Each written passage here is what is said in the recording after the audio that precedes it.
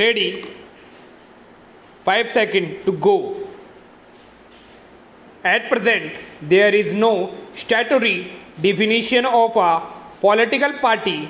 It is proposed to rectify this defect by incorporating a statutory definition in the Representation of the People Act 1951. Section 8 of the Act already deals with disqualification on the ground of conviction for certain offences.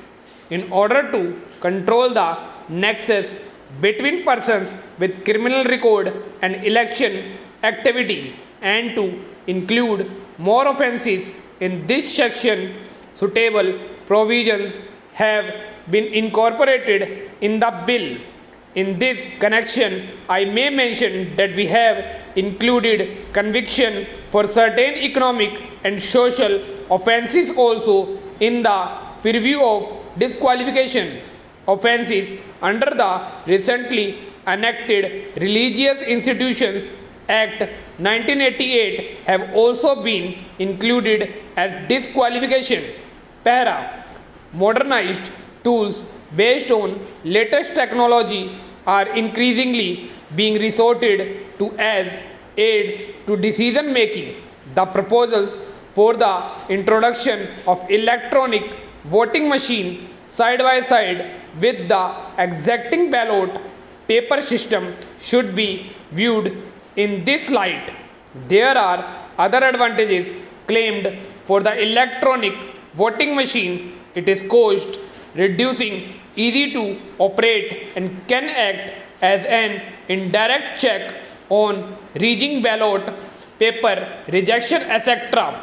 Since the Representation of People Act makes a specific mention of the ballot paper system of voting, the Supreme Court has held in an election case some time ago that without a formal provision in the statute, it would not be legally permissible for the electronic voting machines to be used.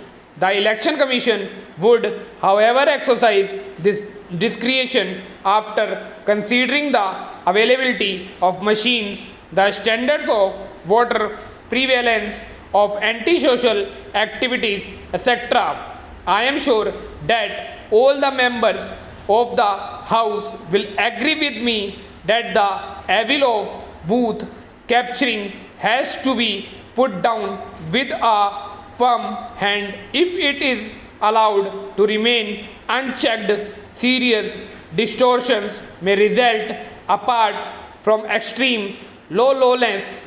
It has therefore been proposed to make booth capturing an offence and also a corrupt practice. It has also been proposed that the Election Commission shall, in cases of large scale booth capturing, countermand the election in the whole constituency.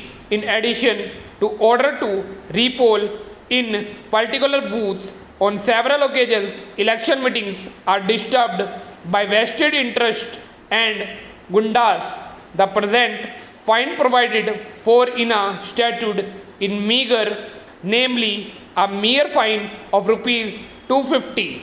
It is now proposed to amend this provision to provide for a sentence of imprisonment and enhanced fine of rupees 1000. There was a proposal that delimitation of the constituencies could be undertaken afresh and the reserved seat be rotated without bringing about any change in the total number of seats.